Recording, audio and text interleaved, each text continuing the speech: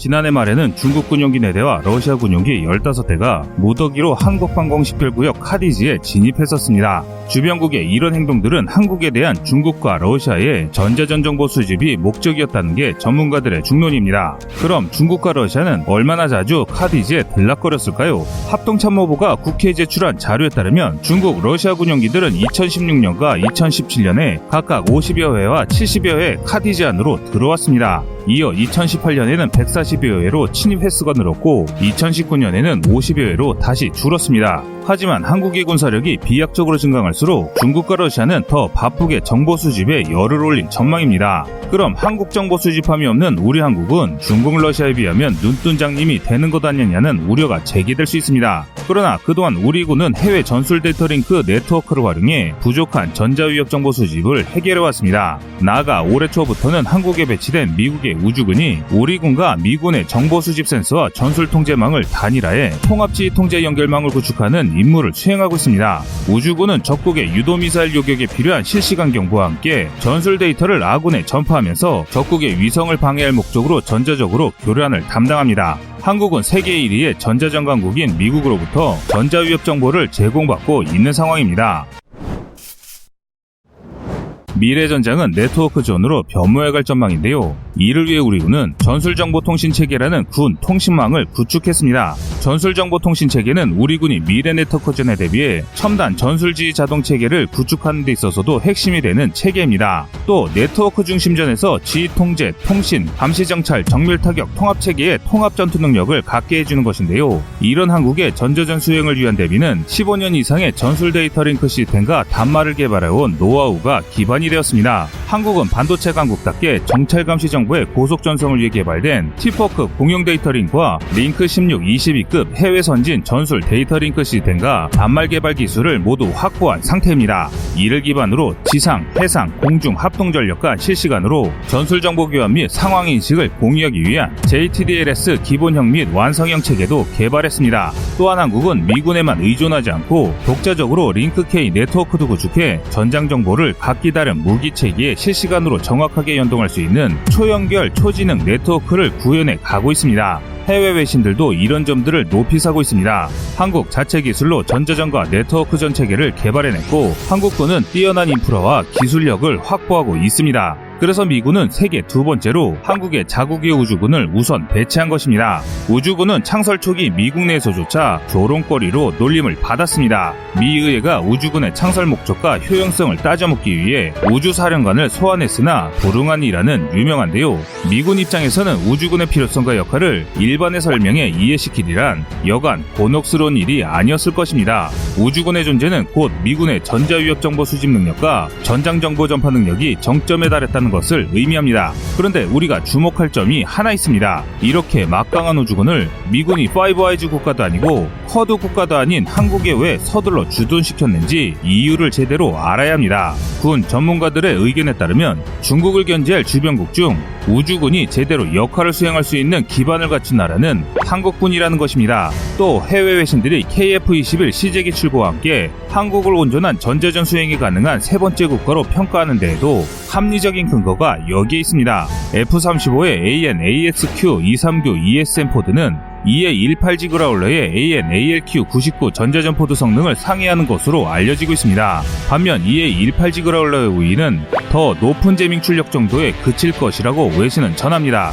그런데 여기서 놀라운 것이 KF-21의 내장형 통합 전자전 체계는 F-35의 그것과 대등할 것이라는 게 해외 전문가들의 분석입니다. 사실 KF-21과 F-35의 가장 확연한 성능적 차이는 부족한 RCS 스텔스 성능과 자동 임무 지원 체계 유무의 차이 정도입니다. 이 차이도 아시다시피 KF-21 블록2 개량 이후부터는 거의 대등해질 전망입니다. F-35가 그라울러처럼 원거리에서 적 방공망의 레이더의 방해 전파를 쏘아 적 방공망을 무력화시키고자 한다면 AN/ALQ-99의 성능 향상형인 AN/ALQ-249 NGJ를 탑재해야 합니다. 그런데 AN/ALQ-249 NGJ는 큰 덩치 때문에 F-35의 낮은 RCS를 포기해 설계하고 외부에 장착해야 합니다. F-35의 최대 강점이 사라진다는 이야기입니다. 즉 F-35는 F-35대로 KF-21은 KF-21대로 보유에 특화된 목적을 가지고 설계한 기체란 것이죠. 굳이 전투기를 공격 지원기인 그라울러와 비교하는 것은 모순이란 것입니다.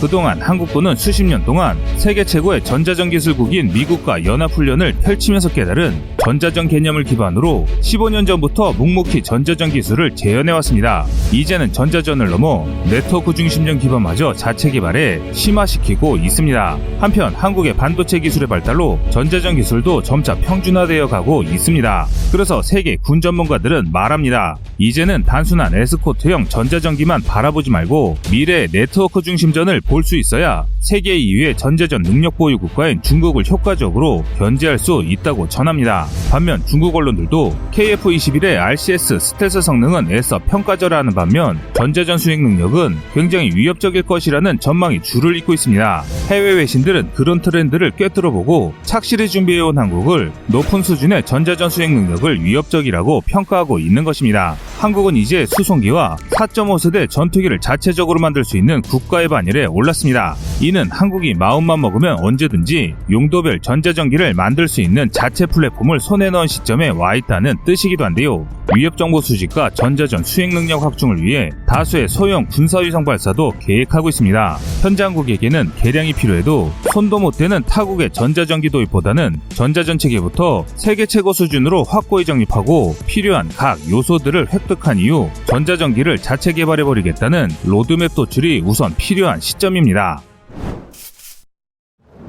세계에서 자체 기술로 전투기를 개발한 나라는 미국, 러시아, 중국, 프랑스, 일본, 스웨덴, 영국, 독일, 이탈리아, 스페인, 인도, 대만에 이어 우리나라가 13번째로 알려져 있습니다. 그런데 이 가운데 스웨덴, 영국, 독일, 이탈리아, 스페인 등 5개국은 공동으로 유로파이터 전투기를 개발했습니다. 따라서 엄밀히 따지자면 한국은 자체적으로 전투기를 개발한 국가로는 8번째 국가가 됩니다. 그리고 KF-21은 F-15처럼 항공전자 및 레이더 능력이 뛰어난 4세대 이상 첨단 초음속 전투기로는 8번째 전투기로 평가하고 있습니다. 특히 한국이 자체 개발한 에이사 레이더는 세계 5번째에 해당합니다. 이와 함께 현대 전자전의 필수적인 4대 핵심 기술도 모두 국산화해버렸습니다. 또 해외 외신들은 한국의 KF-21 전투기를 다른 전투기들과 비교하고 있는데 그중 유로파이터, 라팔 등은 KF-21의 전자전 능력에 비견할 수 없다고 보도하고 있습니다. 사실 과거의 전투기는 전투기 자체의 기동성만으로 성능의 우위를 점한 반면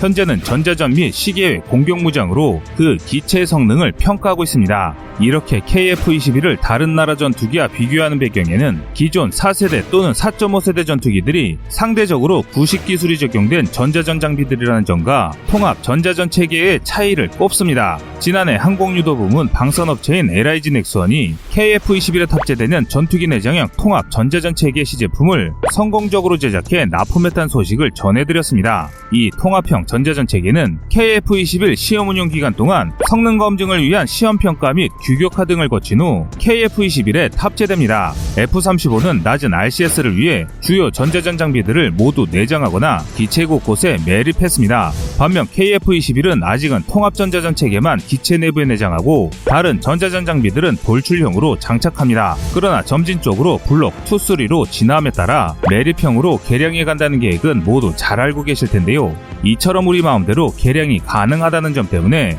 자체 전투기 플랫폼 획득을 갈망했던 것입니다. 특히 KF-21에는 전투기 내장 탑재형 전자전 체계로는 국내 최초로 구성 장비의 통합 운영 및 위협 신호의 탐지 및 식별을 위한 EWC, RWR 제어기도 탑재됩니다. 이로써 F-35의 강점인 자동 임무 지원 체계를 KF-21에서도 구현해내기 위해 자동 임무 지원 체계로 나아가는 첫 단추를 깬 셈입니다. KF-21에는 통합전자전 체계의 완성도를 높여줄 능동 전자주사식 위상배열 에이사 레이더와 적외선 탐색 추적장비 IRST, 전자광학 표적 획득 추적장비 EOTGP, 전자파 방해장비 RF제모 등 4개의 전자전 핵심 장비가 탑재됩니다. KF-21의 눈 부분에 해당하는 에이사 레이더와 IRST는 국내 기술로 개발한 C제품이 각각 CJ 1호기에 탑재됐습니다. 또한 RF제모를 통합한 통합 전자전 체계도 탑재돼 지상 비행 시험이 진행 중입니다. 광학 영상과 레이더로 표적을 찾는 EOTGP는 공대지 장비여서 2026년 7월부터 2028년까지 진행되는 공대지 전투 능력을 위한 블록2 추가 무정 시험에 반영될 예정입니다.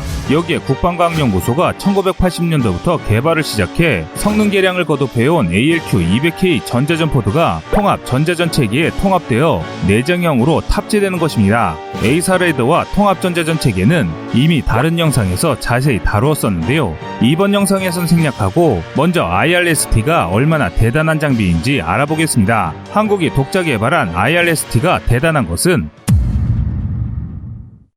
시청자님의 현명한 의견을 댓글로 남겨주시기 바랍니다. 여러분들의 좋은 의견이 좋은 영상을 만드는데 많은 힘이 됩니다. 이상 꺼리튜브였습니다.